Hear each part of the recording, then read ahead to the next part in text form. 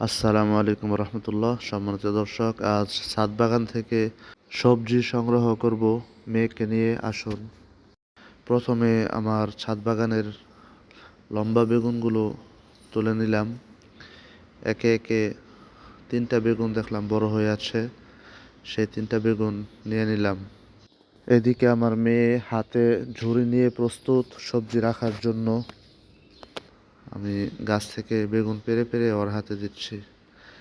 তারপর দেখছেন সৌদিয়ান একটি ফল মালবেরি, সে মালবেরিটাও পেকে আছে, সেটাও নিলাম। দেখেন মাশাল্লাহ কত বড় সাইজের, এটাও দিলাম ওর হাতে।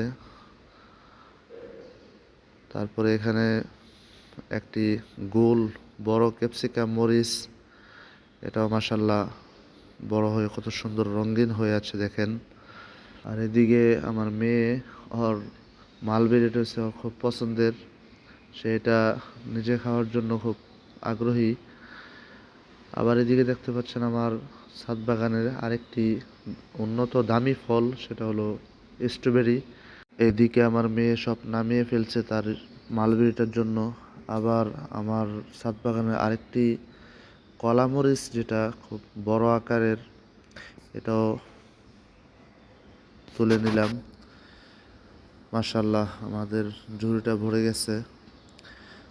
এই বড় মরিচটা আমার মেয়ে হাতে নিয়ে এসে একটু দেখবে, একটু খেলা করার জন্য তার হাতে দিলাম। সে খুব খুশি এই মরিচটা দেখে।